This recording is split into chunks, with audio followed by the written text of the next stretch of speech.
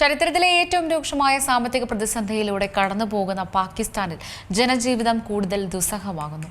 ലോകത്തെ പിടിച്ചുലയ്ക്കുന്ന പുതിയ പണപ്പെരുപ്പ പ്രതിസന്ധി നിയന്ത്രണാതീതമായതോടെ രാജ്യത്ത് പെട്രോൾ ഡീസൽ വില കുത്തനെ വർദ്ധിപ്പിച്ചു.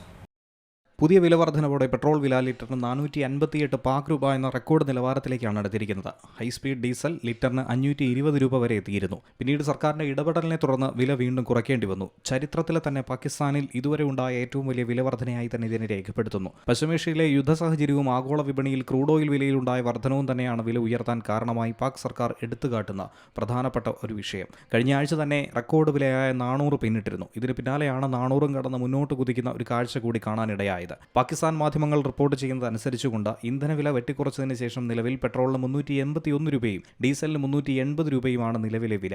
ഇന്ധനവില വർധനവ് ഗതാഗത ചിലവടക്കം കുത്തനെ കൂട്ടി. പാകിസ്ഥാനിൽ നിത്യോപയോഗ സാധനങ്ങളുടെ വില ഇനിയും ഉയരുമെന്നാണ് മനസ്സിലാക്കാൻ സാധിക്കുന്നത്. ഇന്ധനവില കുതിച്ചുയർന്നതോടെ മിക്കവരും കാറുകളൊക്കെ തന്നെ നിരത്തിലിറക്കാതായിട്ട് ദിവസങ്ങളായി. ഇരുചക്രവാഹനം പോലും കൊണ്ടു നടക്കാൻ കഴിയാത്ത അവസ്ഥയിലേക്ക് കാര്യങ്ങൾ മുന്നോട്ട് പോവുകയാണ്. രാജ്യത്തെ ഇന്ധന പ്രതിസന്ധി നേരിടാൻ ജീവനക്കാർക്ക് വർക്ക് ഫ്രം ഹോം അടക്കമുള്ള നിയന്ത്രണങ്ങൾ പാകിസ്ഥാൻ ആലോചിക്കുന്നുണ്ട്. സാധാരണക്കാർക്ക് ഭക്ഷണം പോലും വാങ്ങാൻ കഴിയാത്ത വിധം പണപ്പെരുപ്പം ഉയർന്നേക്കുമെന്നാണ് സാമ്പത്തിക വിദഗ്ധരടക്കം മുന്നറിയിപ്പ് നൽകുന്നത്. നിലവിൽ തന്നെ അവശ്യവസ്തുക്കൾക്കായി നെട്ടോട്ടമോടുന്ന ജനങ്ങൾക്ക് ഇന്ധനവില വർധനവ് ഇരുട്ടടിയായി തന്നെ മാറുകയാണ്. പശ്ചിമേഷ്യൻ സംഘർഷങ്ങളും ലോകത്തെ ഏറ്റവും പ്രധാനപ്പെട്ട എണ്ണക്കപ്പൽ പാതയായ ഹോർമുസ് കടലിടുക്കിലെ പ്രശ്നങ്ങളും ആഗോള ഊർജ്ജ വിപണിയിലുണ്ടാക്കിയ വലിയ തിരിച്ചടിയാണ് ഈ ദുരവസ്ഥയ്ക്കുള്ള പ്രധാനപ്പെട്ട കാരണം. ഇന്ധനവില കൂടിയതോടെ ബസ് ചാർജും ഭക്ഷണ സാധനങ്ങളുടെ വിലയും ഉൾപ്പെടെ സർവ്വതിനും വില കൂടിയ സാഹചര്യമാണ് ഇപ്പോഴുള്ളത്. രാജ്യത്തെ പണപ്പെരുപ്പം അങ്ങനെ 300% ഉയർന്നിരിക്കുന്നു. പാവപ്പെട്ടവരും ഇടത്തരംകാരും നട്ടം തിരിയുന്ന ഒരു കാഴ്ചയും പാകിസ്ഥാനിൽ ഇപ്പോൾ കാണാനിടയാവുകയാണ്. International desk Zee Malayalam news.